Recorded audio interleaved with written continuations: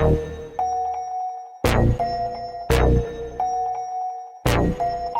here we go. Hey, what's going on, everybody? Welcome back to the channel. My name is Samurai. I'm Geneva. And I'm Zara. So we are on our part 3 of the Trevor Noah Son of Patricia special.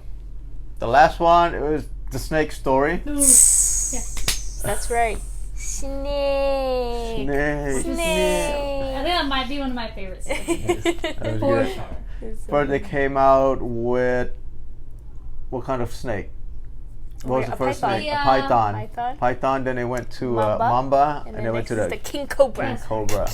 Oh man, y'all ain't never seen my king cobra. I wear a cobra armband all the time, and he has a face that sticks up out of the Are you neck. talking to me or are you talking to them? Because I've seen it. I have not seen it. No. And yeah, I should have wore it. Is it like I wear it Chris? all the time. Ah, It's I like see. my Goat. statement piece. But I hate snakes anyways. Statement piece. It's my statement piece, but I'm mortified of them. Love to hate him. No, joke. So again, this is part 3 of the Trevor Noah Son of Patricia special. Are we ready? See. If you do like our reaction, please like, comment, subscribe, and also hit that notification bell. All right, let's do this. Let's get to it. And here we go. But you know what? It was worth it. Yeah, it was worth it. No. I love traveling, man. I love traveling and learning about places, reading things, meeting new people. When I think about like the history of racism, I'm fascinated by racism as a concept, as as an action, policy. All of it fascinates me. I read these stories in history. And one of the most fascinating things I read about recently, one of the most fascinating places, was a place called Rochester, New York, where genuinely, this blew my mind, where they had a city which was basically dedicated to rehabilitating people who had escaped slavery. All right, so black people who had escaped the South, got into the North, were rehabilitated at this place. Frederick Douglass wrote many of his works there. The suffragette movement kicked off there. It's a powerful, powerful little place. And like I was reading these stories, and what they would do is, slaves would escape from the South. They'd make their way to the North. They would get to Rochester. The Underground Railroad would get them there. And then they would rehabilitate them, put them on boats, and send them to Canada so that they could live free. And I was like, it's a fascinating story for 2 reasons. One, to remind you that there were a lot of good people, white people out there, because a lot of time I get angry at white people, and then I'm like, no, there's good ones, calm down. And the second part of it that was amazing was that they convinced black people to get back on boats. I think that's one of the most amazing stories I've ever read. Because like, do you know how convincing you'd have to be to convince someone who's they've just escaped slavery? Think about that for a second. Somebody's just escaped slavery. They've made their way there, finally. All right? They wake up after one night of free sleep. And they walk out and it's just like, hey, man, I just want to say thank you so much for everything you did for me, man. Well, you know what, my friend? Nobody deserves to live the way you lived, and I'm glad we got you out. Thank you so much. I appreciate you, brother. Thank you, my friend. Okay, all we got to do now is get you some paperwork, get you cleaned up, and put you on a boat, get you to Canada, and you can live a free life, and everything's gonna be better. I'm sorry, hold up. Yeah, go yeah, could you come again? What did you say? Oh, I know, the paperwork thing is weird, but we gotta get you some identification. No, you said something about a boat? Yeah, we're gonna get you on a boat so you can get to Canada. I don't, we don't do boats no more. I don't know if you know our history. But me and my people, we took a cruise one time. That shit didn't go so well. So yeah, we got to find another way to get to Canada, if you don't mind. No, but the boat is the best way for us to get there from Rochester. Yeah, that might be the best way for y'all.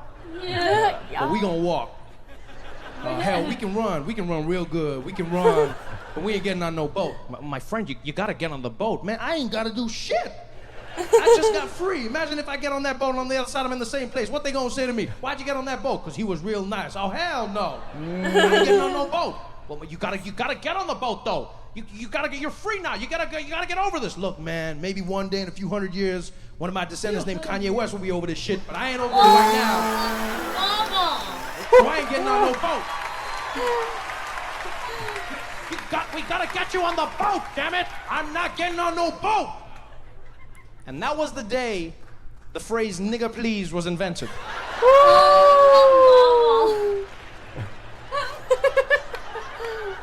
my gosh. And white man turned and he's like, "Nigger please, I need you on that boat." No. And that story was passed down generation to generation. Black person to black person, free man to free man. So then that white man got down on his knees and he said, "Nigga, please. Nigga, please, nigga, please. I ain't never heard that phrase before in my life. Nigga, please, nigga, please, nigga, please." I know that's probably a phrase Barack Obama used at least once in the White House. At least once.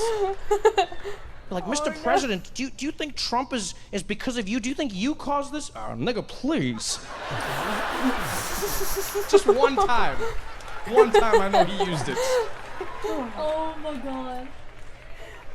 Actually, I had the pleasure of meeting President Obama while he was still in office. Probably one of the craziest experiences I've ever had in my life. Yeah, came out of nowhere. I was at the Daily Show, I was in my office, and I got a phone call from the administration. And someone on the other end was like, "Hi, Trevor, would you like to interview the President of the United States in the White House?" And I was like, "Do you ask stupid questions?" I was like, "Of course I want to meet the President of the United States. Are you serious?" And the day finally came, went to DC with my TV crew, and they set us up in a room which is literally opposite the Oval Office. We put all our cameras in place. And all we're doing now is waiting for the President to arrive. So we're staring at the door with bated breath. And the reason we're staring is because they don't give you an exact time of the President's arrival for his safety, right? So they just give you a window, like the cable guy. The cable guy. So we're all waiting there, listening to every footstep, every moment. And then he just popped in behind us, scared the shit out of everybody. Yeah, because it's a secret door, but they don't tell you, again, for safety. Right? So we're staring at that door, and all of a sudden he was like, "Hello." And I was like, "Ah!" But I had a great time in the interview with him. He was really, really kind to everyone in the room, and then we turned off the cameras, and I promise you he became even nicer. We just had a conversation. I thought he was going to leave. I mean, he's President of the United States. You've got to go do something. And he just chilled for a bit, you know, and we spoke as human beings, and it went really well until he turned to me, and he said, "Trevor, you know, I got a show I'm doing in a few weeks, a little thing that I thought maybe you'd want to pop by and perform, if you don't mind." So, "Mr. President, I would be honored. You just let me know when and where. What's the show going to be for, sir?" He said, "Oh, well, Trevor, I'm doing a little thing for my AIDS, and I thought maybe you'd want to be there." I said, I would love to. Thank you. I'm sorry, a show for what?" I said, "For my AIDS, Trevor."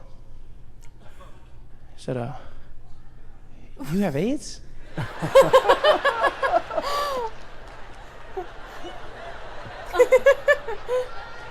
And then he explained what he meant. Oh no. And I wanted the earth to swallow me whole. He said that to the president. Because I had just looked at the President of the United States And asked him if he had AIDS. And you know what the worst thing is that he was nice to me as well? Because I said that, and then he explained, and then I was like, "Oh, I'm so sorry, Mr. President, I didn't mean that. I don't even know why I thought it's just like you said AIDS, and then like the AIDS, and, you know, because here's the thing, in my defense, right, I get it now. He means AIDS as in the White House aides, the people who help the president. I get it now, but in my defense, where I'm from, AIDS is some other shit that doesn't help anybody. No one in Africa is walking around like, "Let me introduce you to my AIDS, huh?" Yeah. So now I'm here and I'm frazzled. I'm like, "Mr. President, I'm so sorry. I didn't mean that. You don't have AIDS. You definitely, and even if you did have AIDS, there's nothing wrong with having AIDS. There's no stigma. It's something cool. I don't even know why I'm saying this. I'm so sorry." And he's like, Trevor, calm down. Trevor, calm down. I'm like, "I'm so sorry, Mr. President. I'm so sorry. I shouldn't have said I'm probably the dumbest person you've ever met, Mr. President." He's like, "No, Trevor, calm down. I'm the dumbest person you've ever met." He's like, "No, Trevor, that's not true. I've met Trump." Get out of here!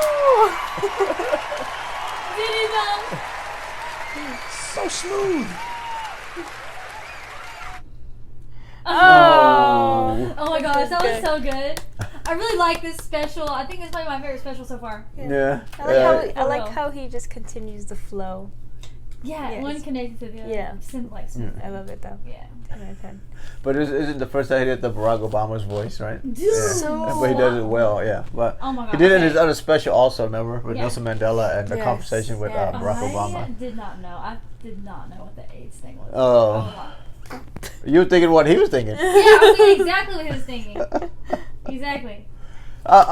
Obviously, I've seen it before, so I knew, but I knew what he meant also Oh the my first time. gosh. How about you? I was just shocked. I was like, what? You gonna ask? No, the president. Did you know how like the second lady always has their thing that they do?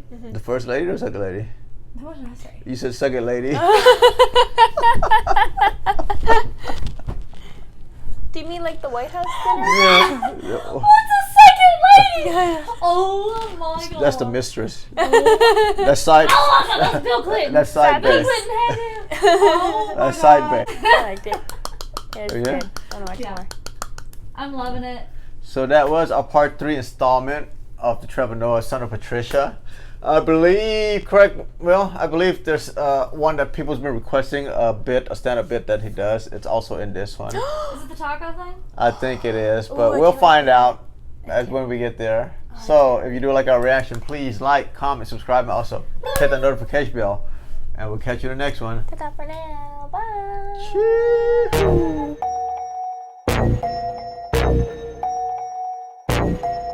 First lady.